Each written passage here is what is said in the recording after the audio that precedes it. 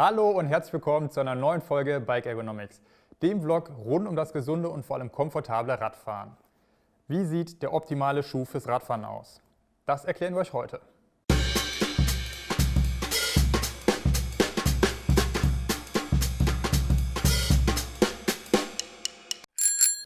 Warum sind Bikeschuhe besser fürs Radfahren geeignet und was sind die Unterschiede zu normalen Schuhen?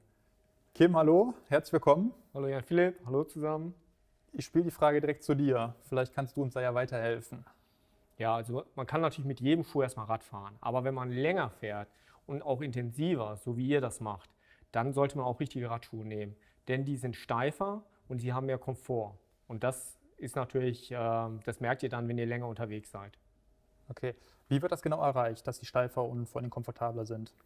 Es gibt ja diese speziellen Radschuhe, die die Radrennfahrer benutzen. Die haben eine ultrasteife Sohle aus Kunststoff und dann auch ein Klick darunter.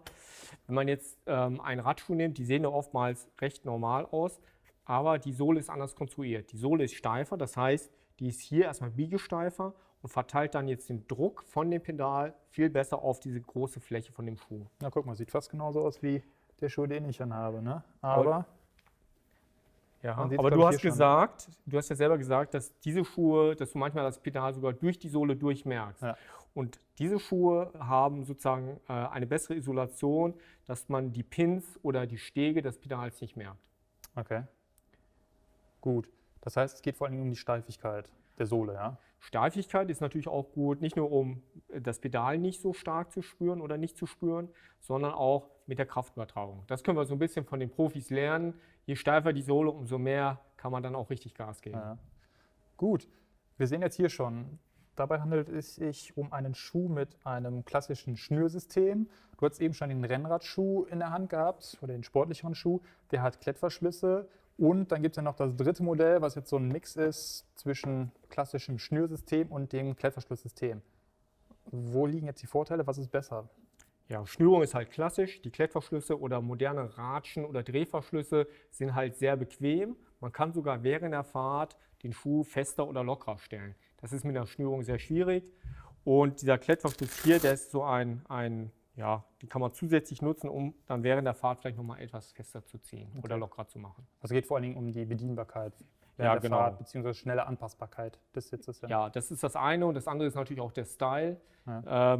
Schnürung wirkt klassischer, auch wenn man vielleicht im Café ist, als wenn man jetzt mit so einem hypermodernen Schuh unterwegs ist mit irgendwelchen Schnallen, Klettverschlüssen oder Ratschen. Ja. Mit dem ganzen Verschlusssystem passt mir ja die Weite an des Schuhs, die Passform. Generell, es gibt ja unterschiedliche Fußformen. Woher weiß ich denn jetzt, ob mein Fuß zu diesem Schuh passt? Also wie muss der sitzen? Also es gibt zwei Möglichkeiten. Das eine ist, ihr vermesst euren Fuß sowohl von der Länge, das wisst ihr meistens schon sehr gut, und das zweite ist von der Breite. Da gibt es oft unterschiedliche Meinungen. Das heißt, eure Selbstwahrnehmung ist oft anders als das, was sozusagen der Schuhhandel bietet. Es gibt natürlich Schuhe, die fallen schmaler aus, es gibt Schuhe, die fallen breiter aus. Im Zweifel könnt ihr die Schuhe auch einfach durchprobieren. Der Schuh sollte halt an den Außenseiten nicht stark drücken. Gut, jetzt haben wir den Schuh an sich besprochen. Setzen wir den Schuh doch einfach mal aufs Pedal. Was muss man dabei beachten? Ja, je nachdem. Man sieht das oft, dass Leute, die jetzt nicht mit Klickpedalen fahren, den Schuh sehr mittig draufstellen oder ja relativ weit hinten oder auch seltener extrem weit vorne, so mit den Zehenspitzen fahren. Beide Positionen sind nicht optimal, sondern man sollte versuchen, hier satt mit den Ballen drauf zu fahren. Ihr könnt ja selber mal versuchen, wenn ihr so auf den Zehenspitzen steht, dann könnt ihr euch nicht lange halten. Und wenn ihr vorne auf den Ballen steht, auch schon auf dem normalen Boden, habt ihr einen viel besseren Stand. Und das ist auf dem Fahrrad natürlich genauso. Ja. Warum man jetzt auch nicht mit dem Fuß so mittig fahren sollte, ist einfach, dass die Kraftübertragung wesentlich schlechter ist, weil ihr die Wade nicht richtig mitbenutzen könnt. Und deswegen habt ihr die meiste Power, wenn ihr wirklich den Ballen benutzt. So wie auch das die Radsportler machen.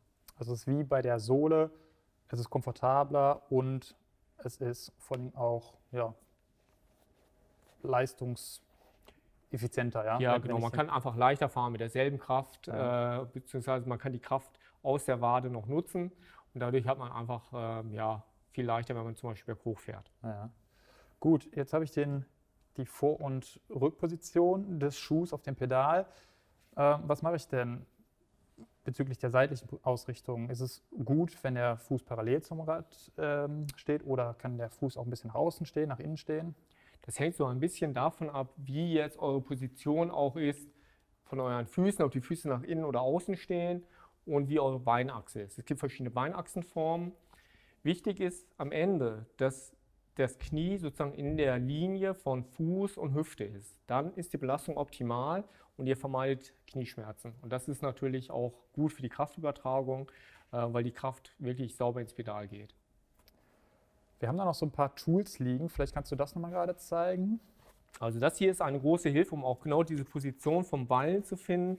Man kann diese Schablone hier dranlegen und dann sollte das Großzehengrundgelenk hier durch diese Linie gehen, diese Referenzlinie. Das kann man sogar machen, wenn man auf dem Rad sogar drauf sitzt. Für alle von euch, die das noch nicht kennen, die Schablone, die Kim hier in der Hand hat, ist Teil von der Fittingbox. Es gibt 3 verschiedene. Wir haben dazu schon 3 verschiedene Videos gemacht, für jede Fittingbox ein Video. Damit kann man das ganze Fahrrad und natürlich auch die Position des Fußes auf dem Pedal exakt einstellen. Dann gibt es noch das Cleat-Tool, richtig? Vielleicht kannst du uns das nochmal zeigen. Ja, das hier ist sozusagen für die Leute, die Cleat-Pedale benutzen. Damit kann man dann später die Cleats genau einstellen. Aber auch dafür haben wir eine eigene Episode. Genau.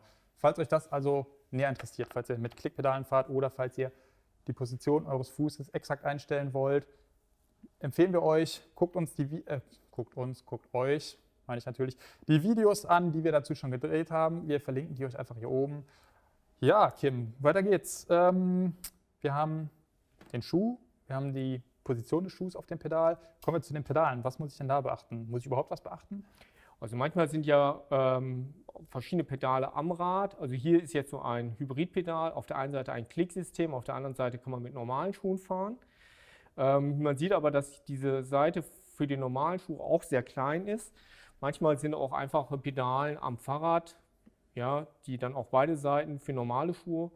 Aber die haben einen Nachteil, die sind oft sehr einfach von der Lagerung, die halten nicht besonders lange, die sind rutschig und die bieten auch dem Fuß keinen guten Stand.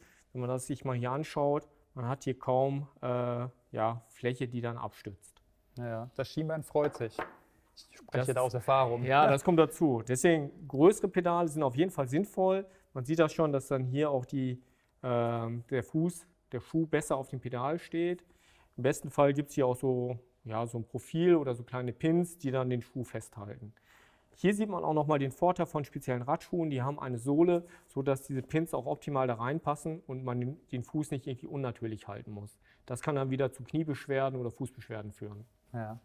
Dann gibt es, glaube ich, noch die Top-Variante mit Metallpins, die ich auch noch in der Höhe verstellen kann. Reinschrauben kann, rausschrauben kann und so weiter. Ne?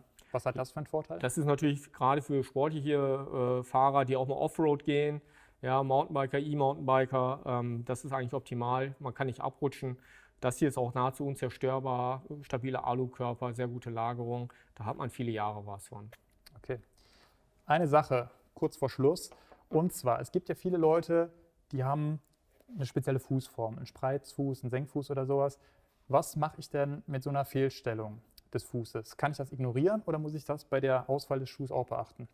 Also wir haben ja schon gesagt, dass die Breite entscheidend ist, weil natürlich, wenn man so einen Knicksenk-Spreizfuß hat, dann ist der Vorderfuß oft auch sehr breit. Man sieht das jetzt hier an dem Beispiel, dann wird der Fuß halt sehr breit, man hat zu wenig Platz im Schuh. Es gibt noch ein anderes Problem, dass der Schuh oder der Fuß manchmal abknickt und dadurch auch die Knieachse sehr instabil wird. Dafür empfehle ich dann, diese speziellen Einlagen zu benutzen. Es gibt extra Einlagen fürs Radfahren, die stützen den Fuß optimal ab und sorgen auch für einen sauberen Bewegungsablauf. Gut, also du sagst, die Sohlen, die sind nicht nur dafür da, um den Schuh noch steifer zu machen, um noch mehr Leistung zu übertragen, sondern auch, um das Radfahren einfach komfortabler zu machen. Ja? Ja, das merkt man sofort, dass die höhere Kraftübertragung, das merkt man erst, wenn man dann richtig Gas gibt. Aber der Komfort, der ist eigentlich immer da. Okay. Kim, vielen Dank für deinen Input. Bevor wir jetzt das Video komplett abschließen, dein bekannter letzter ultimativer Tipp. Ja, du hast ja gesagt, dass du immer mit Flat Pedals fährst. Ich würde dir einfach mal empfehlen, probier doch mal dieses Hybridpedal. Da ist auf der einen Seite ein Klick Und Schuhe gibt es auch, da könnt ihr sowohl mit einem Glied fahren, einklinken, aber auch ganz normal auf der anderen Seite. Und ja, dann wirst du vielleicht auch häufiger mal mit Klickpedalen fahren, eingeklickt fahren und dann hältst du vielleicht auch mit. Ja. Werden wir sehen. Aber ich muss ja zugeben, ich habe schon in der Pedalfolge, die wir euch natürlich auch hier nochmal verlinken, habe ich ja schon gesagt, dass ich das unbedingt mal ausprobieren muss mit diesen Klickpedalen. Bislang bin ich immer nur Flat-Pedale gefahren. Ich glaube, aus der Nummer komme ich jetzt nicht mehr raus. Ich muss es einfach mal ausprobieren. Ich werde es machen. Ja, ich hoffe, dass euch das Video mal wieder geholfen hat und natürlich gefallen hat. Falls ihr dennoch Ideen, Fragen oder Anregungen habt, schreibt sie uns einfach gerne unten in die Kommentare. Ihr könnt uns diese aber auch gerne als E-Mail schreiben an info@bikeergonomics.com. Da können wir das ein bisschen individueller beantworten. Und Kim, ich würde sagen, wir sind durch für heute. Bleibt gesund. Wir sehen uns hoffentlich beim nächsten Mal wieder. Bis dahin, macht's gut. Bis bald und bleibt uns treu.